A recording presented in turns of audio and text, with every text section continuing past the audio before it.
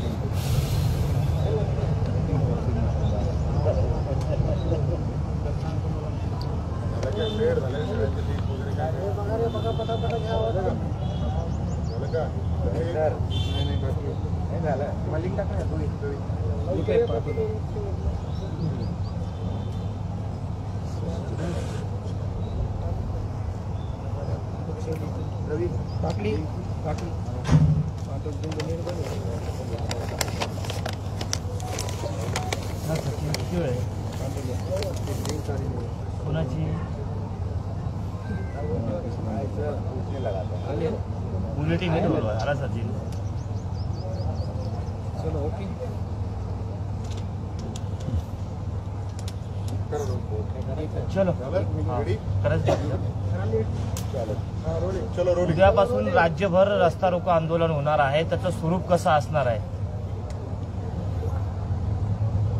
उद्या राज्यभरातील गावागावात सगळे सोयरे या अधिसूचनेची सरकारनं अधिसूचना काढली आहे, तिची अंमलबजावणी व्हावी म्हणून प्रत्येक गावातून राज्यभरातल्या गावागावातून सरकारला निवेदनं दिले जाणार आहेत की सगळे सोयऱ्यांची अंमलबजावणी करावं आणि ते रास्ता रोको करून दिले जाणार आहेत.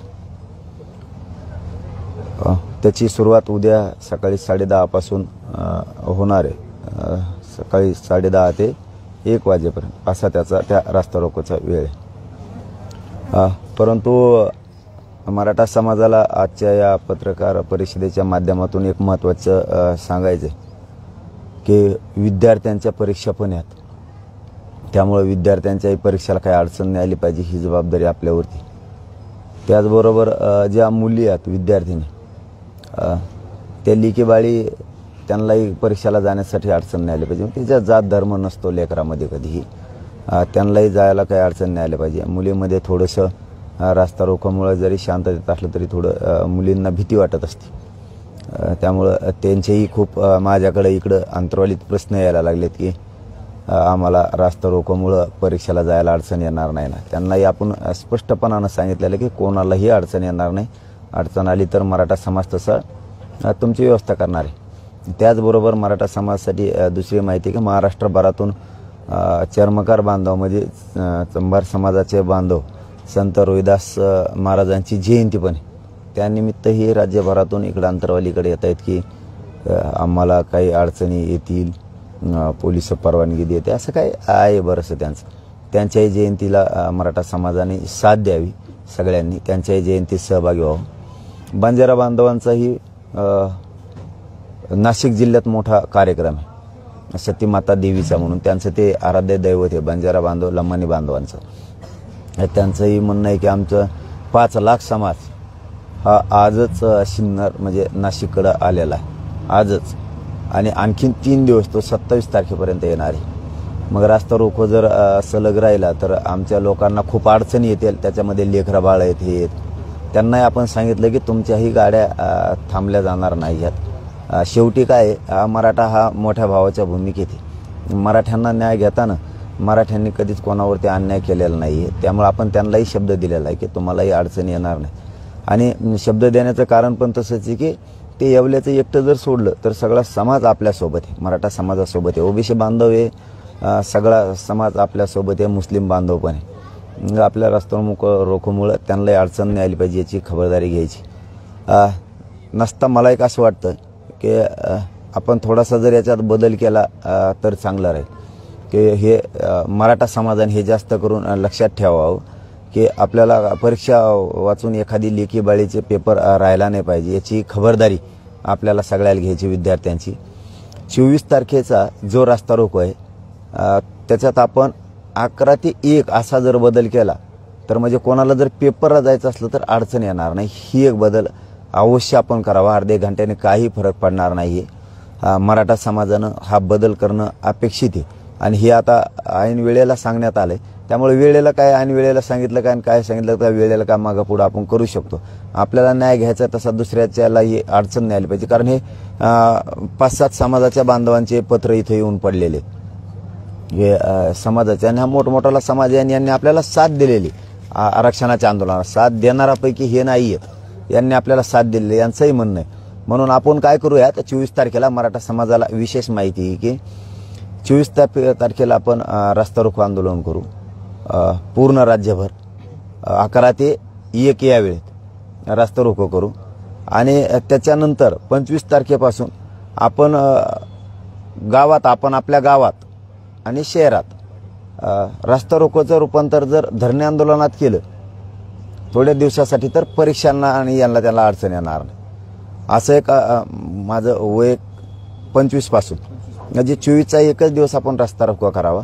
आपण जे सलग रस्ता रोको ठरवला होता 24 ते कायमस्वरूपी, तर त्याच्यात एक समाजाच्या दृष्टिकोनातून पोरांच्या परीक्षेला अडचण येऊ नये म्हणून आणि खूप बांधवांनी आपल्याला साथ दिलेली यांनाही काही अडचण येऊ नयेत म्हणून आपण 24 तारखेला रस्ता रोको घ्यावा ठरल्याप्रमाणे. आता पण 24च्या नंतरचे जे रस्ता रोको आहेत ते आपण परीक्षा विद्यार्थी त्या लेकेवाळींना खूप म्हणजे ही झाले. मग ते कोणत्या समाजाचे असतील, आपल्या समाजाची असली तरी आपण तसंच वागू शकतो, लोकांची असली इतरांची तरी तसंच वागू शकतो. त्यांना थोडंसं रस्ता रोकोमुळे भीतीचं वातावरण.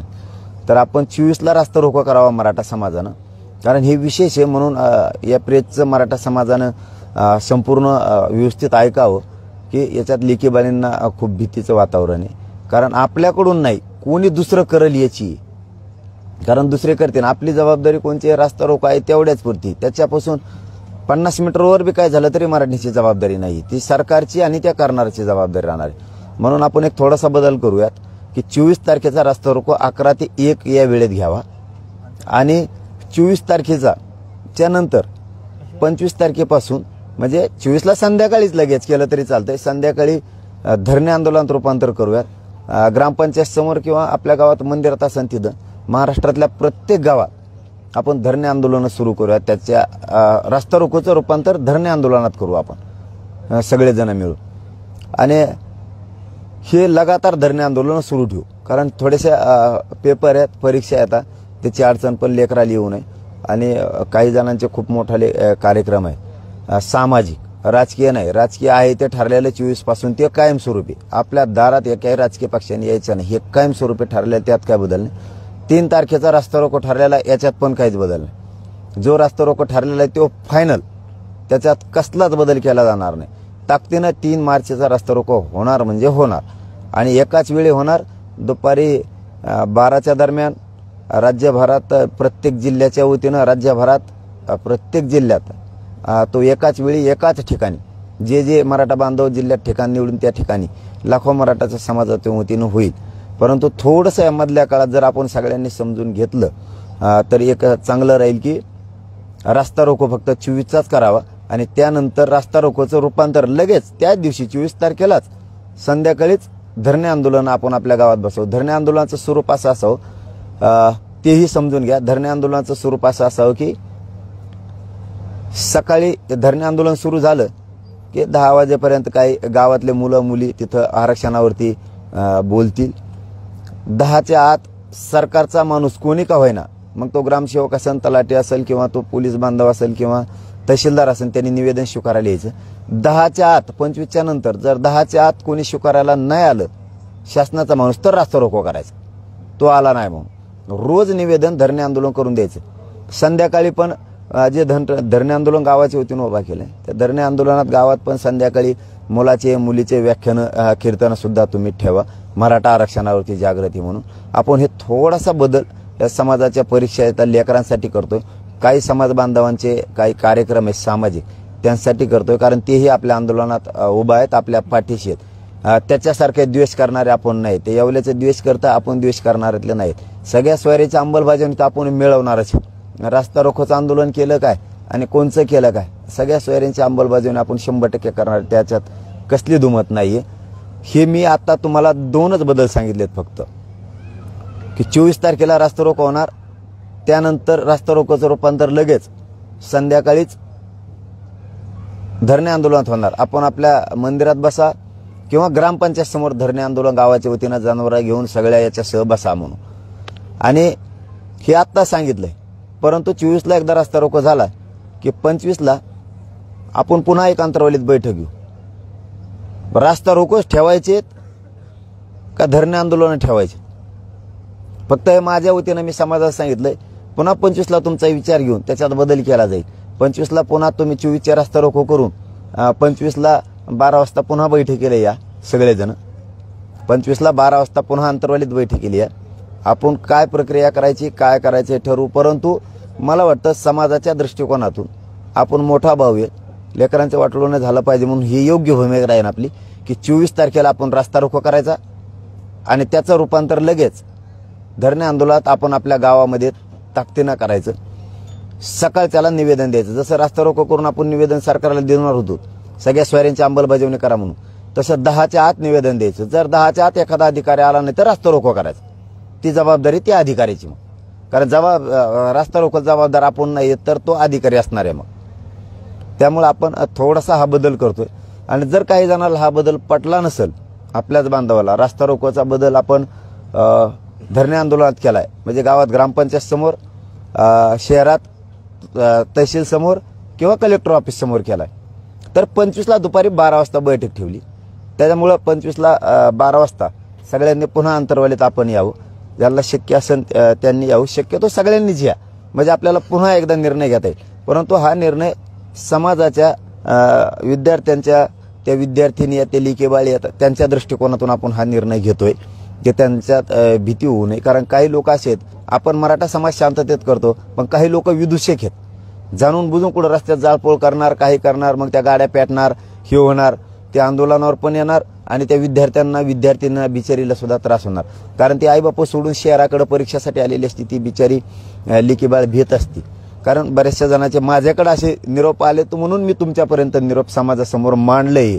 याचा अर्थ हा काय फायनल नाहीये, फक्त 25 ते फायनल आहे. 25ला तुम्ही या, त्याच्यानंतर तुमच्या समक्ष आपण त्याच्यात काही तुम्हाला वाटतच असेल मराठा समाजाला तर बदल करू. परंतु 24चाच फक्त रास्ता रोको. 24 नंतर गावागावात धरणे आंदोलन आणि शहरात धरणे आंदोलनाची तयारी आपण 100% करावी. त्याच्यात काय तुम्हाला न विचारल्यामुळं हा जर बदल मी अचानक केला असेल तर 25 तारखेला अंतरवालीकडे या. या आंदोलनाला धरून हायकोर्टाने निर्देश दिलेले आहेत की मनोज जरांगे आणि मराठा आंदोलक समिती प्रस्तावित आंदोलन कसं करणार आहेत हे माहिती पाहिजे. त्याचबरोबर आंदोलन हिंसक होणार नाही याची जबाबदारी ते घेणार का? राज्यात कायदा सुव्यवस्थित परिस्थिती निर्माण होणार नाही याची जबाबदारी घेणार का? या सर्व मुद्द्यावर तुम्हाला 26 फेब्रुवारीपर्यंत भूमिका स्पष्ट करायची आहे असा निर्देश दिलेला आहे. नाही, मान्य न्यायालयाच्या बद्दल मी काय बोलणार नाही, कारण त्यांच्या माझ्यापर्यंत आणखीन काहीच आलेलं नाही. न्यायालयाचं अधिकृत माझ्यापर्यंत काहीच आलेलं नाही. त्यामुळे त्याच्यावर अधिकृत बोलणं योग्य राहील. मला अधिकृत माहिती आल्याच्या नंतर न्यायालयाने मला काय निर्देश दिले, सरकारला काय दिलेत, आमच्यात काही जिथं आम्हाला न्यायाची अपेक्षा तिथं आमच्यात काही भेदाभेद झालाय का, आम्हाला काही आमच्यावरती अन्याय न्यायालयाकडून झालाय का, सरकारला जसंच आम्हाला दिलाय न्याय तसंच सरकारला पण दिलाय का?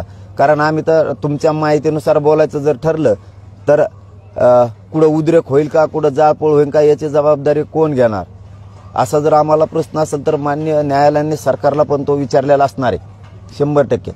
कारण आम्ही उद्रेक जाळपोळ मराठी करतच नाहीयेत. आमचं आंदोलन शांततेत, ही जबाबदारी आमची, आम्ही शांततेत करतोय. कोणी कुठं पेटविल काही करेन त्याची जबाबदारी आमची नाही, ती सरकारची. आणि सरकारने अधिसूचना काढली तर सरकारने त्याची अंमलबजावणी करावी. सरकारने त्याची अंमलबजावणी करावी. आम्ही शांततेतच नाही, कोणतंच आंदोलन करत नाहीत. मान्य न्यायालयाला आमचा शब्द आहे, आम्ही कोणतंच आंदोलन करत नाहीत. आम्ही जी अधिसूचना सरकारनं काढली, मान्य न्यायालयाने त्यांना निर्देश द्यावेत की ते तुम्ही अधिसूचना काढली त्याची अंमलबजावणी द्या. कारण इथं सरकार आणखीन अस्तित्वात आहे. या राज्यात विधानसभा अस्तित्वात आहे, विधान परिषद अस्तित्वात आहे, राज्यपालांचं राज्यपाल पद अस्तित्वात आहे. इथं विधानसभेच्या पटलावरती विधानसभेच्या अध्यक्षांचं पदही अस्तित्वात आहे. इथं जिल्ह्यातल्या पालकमंत्र्यांचं पदही अस्तित्वात आहे. आणि इथं सरकार सुद्धा अस्तित्वात आहे. त्यामुळे राज्यात ज्यावेळेस जनता एखाद्या सामाजिक प्रश्नासाठी ज्वलंत आंदोलन उचलती, उठाव होतो, त्यावेळेस ती प्रश्न सोडवण्याची जबाबदारी सरकारची असते. मान्य न्यायालयांच्या अंगावरती ढकलून देण्याची सरकारची काहीच गरज नाही. ही जबाबदारी सरकारनं घ्यायला पाहिजे. मान्य न्यायालयांच्या अंगावरती सरकार ढकलतंय की काय जबाबदारी, अशी यातून शंका येते. मग जनतेला न्याय कोण देणार? जनतेला न्याय कोण देणार? ही जबाबदारी सरकारनं घेतली पाहिजे. आणि कुठं उद्रेक काय जाळपोळ झाला तर याला आम्ही जबाबदार नाही आहेत, आम्ही शांततेत करतोय. ती सरकारची जबाबदारी कोण करतंय आणि काय करतंय ती. मान्य न्यायालयाने त्यांनाही तसे निर्देश द्यायला पाहिजेत. आम्ही तर न्यायालयाच्या शब्दाच्या पुढे कधी जात नाहीत आणि जाणार सुद्धा नाहीत. परंतु याचा अर्थ असा नाहीये की न्यायालयाने आम्हालाच अटी शर्ती घालावे. सरकारला सुद्धा त्यांनी सुनावलं पाहिजे की तुम्ही अधिसूचना काढली, तुम्ही जनता विठीस धरायला लागले, गोरगरीब जनता, तुम्ही त्यांच्या अधिसूचनेची अंमलबजावणी करा. आमचा न्यायालयाला शब्द आहे, आम्ही सगळं राज्यातलं आंदोलनच बंद करून टाकतो. आमच्या सगळ्या स्वाऱ्यांची अधिसूचनेची अंमलबजावणी करा. हैदराबादचं गॅजेट घ्या, त्यांनी दिलेला शब्द आहे आंतरवाली महाराष्ट्रातले गुन्हे मागे घेऊ, ते घ्या. आम्ही 1 घंट्याच्या आत आंदोलन आमचं मागे घेतो. आम्ही न्यायालयाचा निर्देशाचा सगळा सन्मान करतो, आदेशाचा. परंतु इथं राज्य अस्तित्वात आहे, राज्य सरकारची जबाबदारी असणार आहे. या राज्यात जर काय घडलं तर जनतेची नसणार आहे. आणि आमच्याकडून शांततेत आंदोलन. आणि तुम्ही प्रश्न विचारायचा अगोदर तर मी बदल केलाय बी. न्यायालयाचं तर आमच्यापर्यंत काही आलं पण नाही, आणखीन अधिकृत बी नाही, काहीच नाही.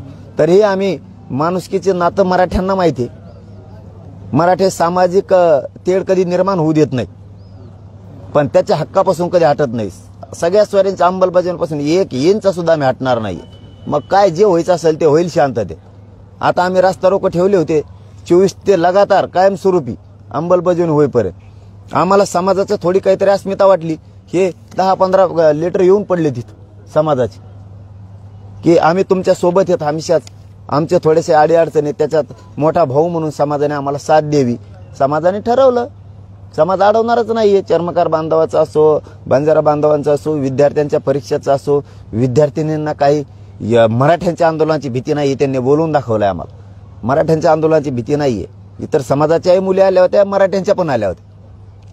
त्यांनी सांगितलं ती भीती नाही, पण काही लोक त्याच्या रास्ता रोकोच्या आडून जाळपोळ करतील, मग आम्हाला जायला उशीर होईल का, असं होईल का. कारण ती लेकीबाळी बिचारे भीत असतात. म्हणून मराठा समाजच आम्हीच शाण्याची भूमिका हे राज्य चालवण्यासाठी घेतोय की 24 तारखेचा रास्ता रोको होणार, 11 ते 1 होईल. 1च्या नंतर त्याचं रूपांतर धरणे आंदोलनात होईल. गावागावात आणि शहरात धरणे आंदोलन सुरू होतील. आपण आपल्या ग्रामपंचायत समोर होतील किंवा मंदिरात ज्यांच्या ठिकाणानुसार तिथं होतील.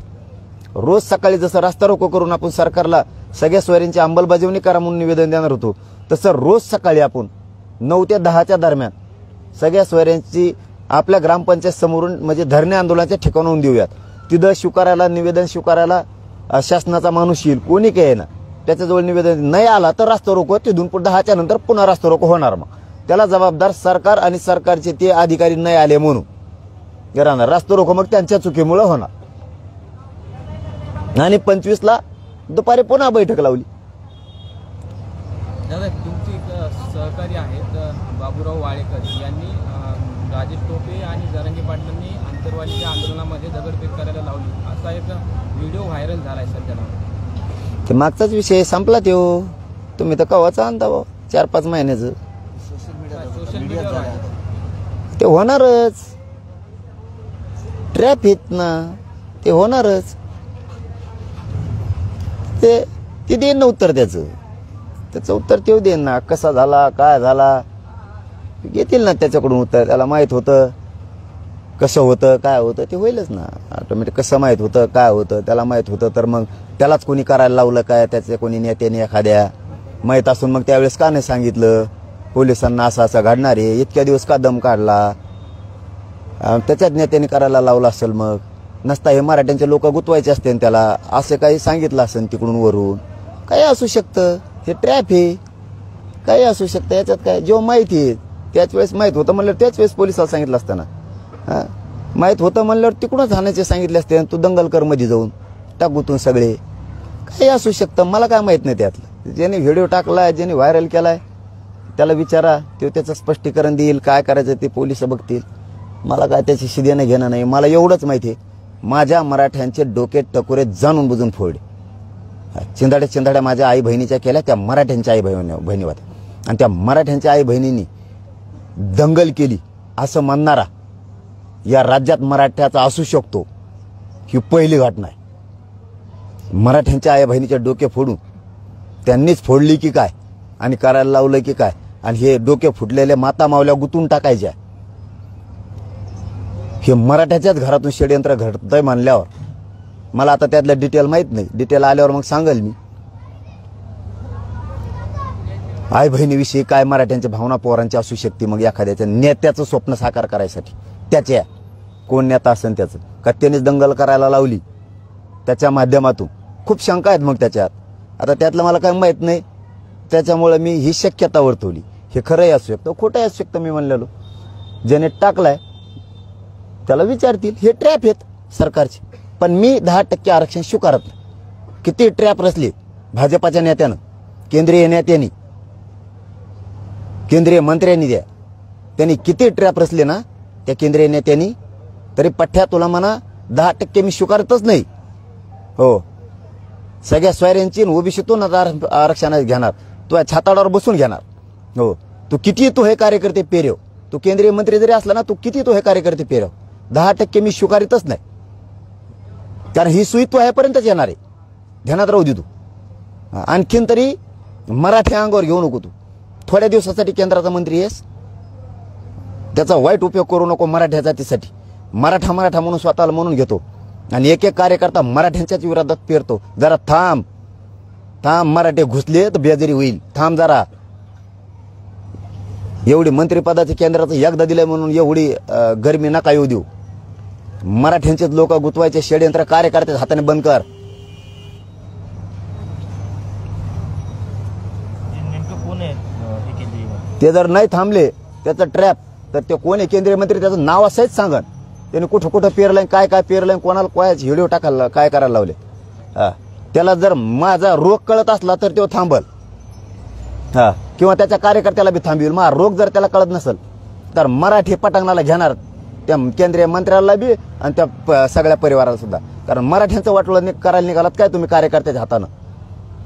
मराठ्यांना पटांगणाला घेणार म्हणजे घेणार, 100% घेणार. आता त्याने जर त्याचे कार्यकर्ते थांबविले नाही ना, ट्रॅप जाळ रचायला लागला ना, मी 10% स्वीकारावं म्हणून कार्यकर्त्या हाताने, तर त्याला रिंगणात घेणार मराठी. एकदा मी संधी देत असतो नाव न घेऊ, त्याने त्याचे कार्यकर्ते थांबवावेत. त्याला कळालंय मी कोण म्हणतोय ती, त्याला माहिती आहे त्याने कोणता कार्यकर्ता पुढे घालून व्हिडिओ टाकायला लावलाय ती. मराठ्याच्या रिंगणात येणं एवढं सोपं नाही, येऊ नको म्हणा.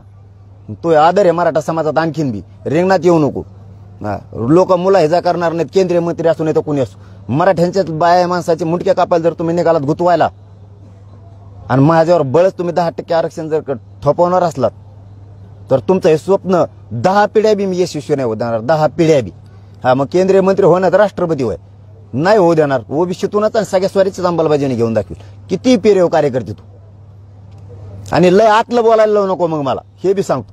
मला आतलं बी माहिती आहे सगळं, मग कार्यकर्त्यांपासून तुझं सुद्धा सगळं.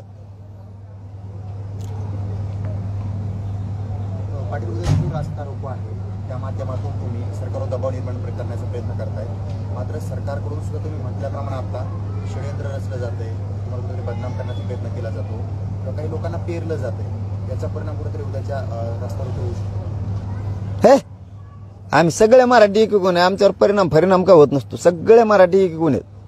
किती दबाव किती काही केलं, मराठी रस्त्यावर उतरणार फक्त मायामुळे शांत आहेत. नाही ते यांना एका दणक्यात नीट करते. मराठी खोटं नाही बोलत मी तुम्हाला, मीडियासमोर बोलतो. एका दणक्यात नीट करते यांना, सगळ्या त्यांच्या नेत्यासहित. फक्त मी सांगतो शांततेत. नाही तर फिरणं सुद्धा मुश्किल होईल. कारण तुम्ही मराठ्यांच्या लोकांच्या विरोधात. माझी एक प्रामाणिक इच्छा आहे, अरे आपण मराठ्याचे, आपण काय बोलतो याचं तर भान ठेवा. वैयक्तिक मतभेद महाराष्ट्रावर असू शकतात एकमेकाचे. ही वेळ आपलेच लोक गुतवण्याची, आपल्याच लोकांना बदनाम करण्याची ही वेळ आहे कधी. त्या आई बहिणीला मार लागलेल्या आई बहिणीला तुमच्या आई बहिणीत बघा ना, जमत नाही का? तुमच्या आई बहिणीला मार लागलेला असल्यावर समाज जर असं म्हणला जमन का तुम्हाला? निघन का दम? काय बोलाता याचं तर भान पाहिजे तुम्हाला. आणि नेत्याला खुश करण्यासाठी एवढं चिल्लर काम, बीड जात पुरी गुतवायची, जात नेत्याला खुश करायसाठी पुरी जात गुतायची, आणि मग त्या जातीच आहेत का तुम्ही? तुमच्यापेक्षा ते इतर परवडले मग. आणि आरोप करणारे मागचे बघितले तुम्ही कोण आहेत? बाबा बाबा बाबा, एकाची हिस्ट्री निघाली बलात्कारी, दुसऱ्याची सकाळ रती कळली मला. ते तर थू म्हणणं सुद्धा बेकार आहे, म्हणजे ते सुद्धा पवित्र आहे बा, थू म्हणणं नाही का ते सुद्धा. काय सरकारने ट्रॅप रचलेत. लढणारा माणूस थांबत नसला त्याला बदनाम केलं जात. आणि माझी निष्ठा माझ्या जातीशी असल्या बदनामी फेदनामीला भेट नाही, कारण मी समाजाला काहीच वाईट केलं नाही, दिलंच आणि आणखीन देणार. यांची काय पोटजळी मला माहित, पण ज्याच्या त्याच्या नेत्याने ज्याच्या त्याच्या कार्यकर्त्याला मराठा म्हणून थांबवावं. ट्रॅप यशस्वी होणार नाही, होऊ सुद्धा दिला जाणार नाही, होऊ सुद्धा दिला जाणार नाही. उलट नाविलाज होईल मग मराठी तुम्हाला मग रिंगणात घेणार तुमच्या नेत्याला. त्याला नाविलाज आहे आमचा. तुम्ही मराठीचे मुद्दे पाडायला निघाल्यावर तुमचा कोण विचार करणार आहे? तुमचा कोण नाही विचार करणार. आणि ज्यावेळेस वेळ येईल ना त्यावेळेस कळत असतं. असंच त्या बोला बी वाटलं होतं, सरकार माया माग आहे, मग कोण काय करीन. आता मीडिया माझ्यासाठी उपलब्ध करून दिली, मी कचाकच बोलणं. आता त्याच्या ध्यानात न राहिला आपल्या मागे बी अंधारे बुडा खाली म्हणून. जेव्हा त्याचा बुडा खालचा अंधार निघाला, बलात्कार केलेले हेन तेन, तो म्हणला अयो आता काय हुंब झाली. मग तुला वाटलं होय नुसतं आम्हाला बदनाम केलेलं ऐकायला येईल, आणि तू तसंच झाकून ठेवते. मराठीत दुसऱ्या आरोपातच झाले, मराठीने गपागपाच बाहेर काढले सगळं. इतके भयानक पेपरचे त्याचे कातरण टाकलेले ते वाचू सुद्धा वाटत नाहीत. इतके भयानक आहेत यांचे कारनामे. तसं प्रत्येकाच्या पाठीमागे अंधार असतो. तुम्ही नेत्याचं ऐकून अमुक टाकतान, तुम्ही मीडियात बोलतान, सोशल मीडियावर बोलताल, त्याला खुश करायचा प्रयत्न करतान. इकडून शांतता आहे म्हणून तुम्हाला वाटतंय धकलं, आपलं कोणी काही करू शकत नाही. इकडून मी शांतता राहा म्हणतोय. तुम्ही व्हिडिओ टाकणार, अंधार प्रत्येकाच्या खाली असतो. कशाचा कशा निमित्ताने, कशाच्या ना कशाच्या म्हणतो मी तुम्हाला. वैयक्तिक लांबपर्यंत कुंकड बी, पाहुण्या रावळ्यात गावाकडं कुंकड बी असतोच अंधार. हा, मग ते सगळं निघत असतं. आणि मग माणसाला वाटतं उगाच आपण याच्यात पडलो, जसं ते याला वाटलं की आपला बलात्कारापर्यंत लोक जातीला माहित नव्हतं. मग लोक मराठी जातीला कापायला निघालं, मराठी जात तो या बुडापर्यंत जाणार, तो मूळ जाळ शोधून आणणार, म्हणजे आणणार मूळ जाळ शोधून. आणि प्रत्येकाच्या मुळ्या जाळीत काही ना काहीतरी असतंच. हा, त्यामुळं दुसऱ्याचे वाशे मोजू नये. जात मारासाठी तुम्हाला मिळून थोडेफार पैसे मिळतील, एखादबार गाडी गुडी फिरायला देते, गळ्यात हात टाकून हिंडते. उपकार प्रत्येकाचे प्रत्येकावर असते. तर त्या उपकारासाठी जातीच्या मुंडक्यावर पाय नसतो द्यायचा. त्या उपकारासाठी उपकार भाग हा वेगळा, मित्रत्व भाग हा वेगळा, आणि जात ही भाग खूप वेगळा आहे.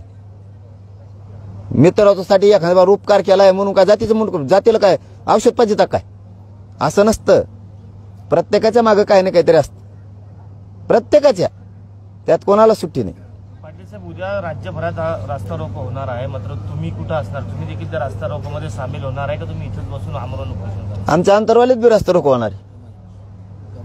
मग पुलावर नाही, आमच्या गावात होईल, जिथं गावकऱ्यांनी ठरलेलं असेल तिथं. इथं गावाचं आंदोलन ठरलेलं आहे ना. तुम्ही त्यात सहभागी होणार? चलत हळूहळू जाऊन बसन ना तिथं. मला चालता येणार नाही, पण बहुतेक गावकरी आहेत ना. मी तर सगळ्या राज्यातच आहेत, मी कुठं नाही, मी सगळ्या राज्यातच. फक्त लेकी बाळींसाठी, परीक्षासाठी, काही समाज बांधवांनी मराठ्यांच्या आरक्षणासाठी खूप खस्ता खाल्लेलं साथ दिली जाते बांधवांनी.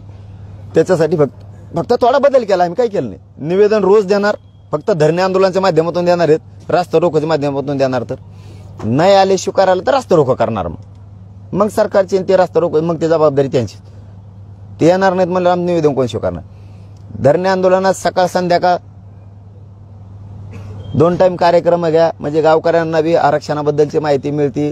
आपलेही लेकरं हुशार होतात, आपलेही लेकरं भाषण शिकतात, शिवचरित्र शिकतात, मुलं मुली देत चालतील, अडीअडचणी कमी येतील. पेपरच्या काळात विद्यार्थ्यांना बी अभ्यासाला यायला त्याला त्रास होणार नाही. उशीर झाला तरी ट्रॅफिकमुळं मागं पुढं त्यांनाही काही निर्माण होणार नाही. काही विदूषक लोक आहेत, जाणून बुजून मधीच कुठं ट्रॅफिक जाळपोळ करून पॅक करतील. मुलं मुली एखाद दिवस तिकडेच राहतील, काय होऊ शकतं. त्यामुळे उद्याचा रास्ता रोको फायनल 11 ते 1 होणार म्हणजे होणार. राज्यातल्या प्रत्येक गावात 1च्या नंतर त्याचं रूपांतर लगेच धरणे आंदोलनात. आपण आपल्या गावात ग्रामपंचायत समोर मोठ्याला धरणे आंदोलन करायचे, जनावरं ढोरं सगळं घेऊन 10 वाजायच्या आत निवेदन द्यायचं. धरणे आंदोलन आपलं कायमस्वरूपी सुरू, रात्रंदिवस. गावकरी तिथं संध्याकाळी काय कीर्तन ठेवतील, काही व्याख्यान ठेवतील, गावातले मुलं काही मार्गदर्शन करतील, असे स्वरूप चालून द्यायचे. पण 3 मार्चचं रास्ता रोको होणार म्हणजे होणार, आणि इतका ताकदीचा होणार की खूप ताकदीचा होणार. म्हणजे जनावरं बैलगाडी घेऊन धरणे आंदोलनात सामील व्हा असं आव्हान आहे. हो, सगळे आपण आपले. पाटील, तुम्ही म्हटल्याप्रमाणे मुलांना मुलींना शिकायला मिळेल, शिक्षण करतील, नेतृत्व घडेल. म्हणजे हा तुमचा रास्ता रोको म्हणजे नेतृत्व घडवण्याचा कार्यक्रम आहे का? नाही नाही नाही, मार्गदर्शन सुद्धा गरजेचं आहे. तेच नेतृत्व मार्गदर्शन सगळं. काय लेकरं आरक्षण शिकतात, शिकवतात, ज्यांना माहीत आहे त्यांना आणखीन जास्तीचं मार्गदर्शन करतात. लेकरं बिले हुशार आहेत आजकाल.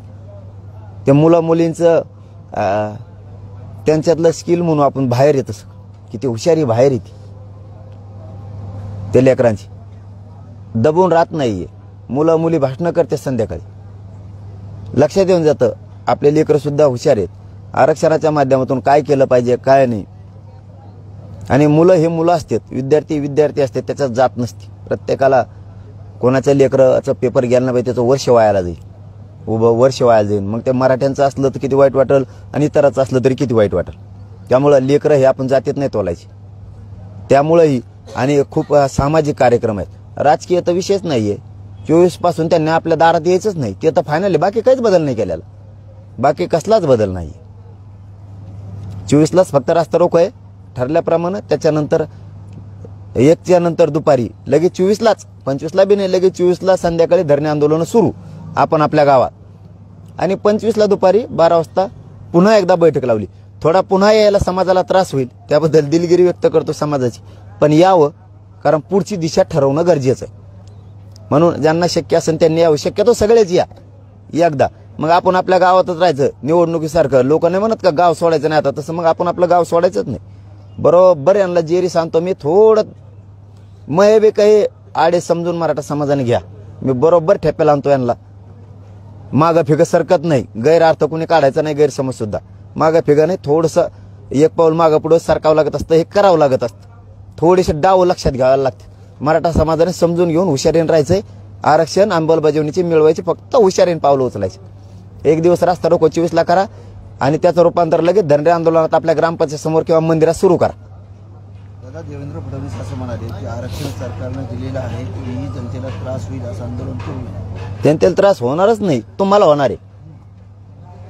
जनतेला होणारच नाही. जनतेच्या अंगावर घालूच नका, कोलू नका उगच. आणि देवेंद्र फडणवीस साहेबांना विनंती आहे, सगळ्या स्वारीची अंमलबजावणी लवकर करा. आणखीन त्रास झालेला नाही. जनतेवर कोलू नका. तुमची जबाबदारी आहे. न्यायालयावर सुद्धा ढकलून देऊ नका. सरकार म्हणून तुमच्यावर जबाबदारी घ्या. न्यायालयावर नका ढकलू. मान्य न्यायालय हे सर्वांसाठी आहे, तुमच्यासाठी तसं आमच्यासाठी पण आहे. त्यांच्यावर ढकलू नका. याचिका करता पुढं करून, तुम्ही याचिका करता, तुम्ही पुढं केलेला आहे. हो, तुम्ही पुढं केलेल्या याचिका करता, आणि तुम्ही न्यायालयावर ढकलून द्यायला लागलात. मान्य न्यायालयावर ढकलू नका. जबाबदारी तुमची आहे. तुम्ही स्वीकारा आणि अंमलबजावणी करा. तुम्हाला त्रास द्यायची आमची इच्छा नाही आहे. आम्ही उद्या आंदोलन बंद करतो, अंमलबजावणी करून टाका. बोलल्याप्रमाणे गुन्हे ते सगळे मागे घ्या. हैदराबादचं गॅजेट घ्या. चंद्रकांत पाटील असं म्हणाले की सगळी सोयऱ्याबाबत कायदेशीर प्रक्रिया पूर्ण करावीच लागेल. याबाबत शंका असेल तर जरांगे पाटलांनी त्यांच्या बाजूने कायदेतज्ञ द्यावेत आणि त्यांनी शासनाशी चर्चा करावी. यातून असलेले सर्व गैरसमज दूर होतील, असे आवाहन चंद्रकांत पाटील यांनी केले. चंद्रकांत दादाला आव्हान, या उद्या सकाळी चर्चेला तयार आहेत. आम्ही या चर्चेला अंतर्वालीत तयार आहेत. आम्ही 1 तारखेला ते यायचंच आहे ना तुम्हाला, मुख्यमंत्र्यासह उपमुख्यमंत्र्यासह दादा अंतर्वालीत. तुम्हाला सगळ्याला यावंच लागणार आहे. मराठा समाज वाट बघतो इकडं. आता आमच्या सगळ्या म्हाताऱ्या माणसं तुम्हाला प्रश्न थोडंसं सांगणार आहेत की आमच्या नातवाला द्या म्हणून. येत्या मायबाप म्हातारा समाज आहे, तुमच्याशी चर्चा करणार आहेत. सगळे राज्य सरकारशी, विरोधी आमदारांशी तुम्हाला काय सांगणार आहेत. अंमलबजावणी करा हे निवेदन तुम्हाला देणार आहेत. या निवेदन घ्यायला. मायबाप आहे, वडीलधारी मंडळ म्हणजे मायबाप आहे. त्यांच्या भेटीला या, त्यांच्या दर्शनाला या. निवडणुकीच्या दिवशी दर्शनाला येता का फक्त? अगोदरच्या दिवशी बी या. वयोवृद्धात देव असतो. चलो, धन्यवाद.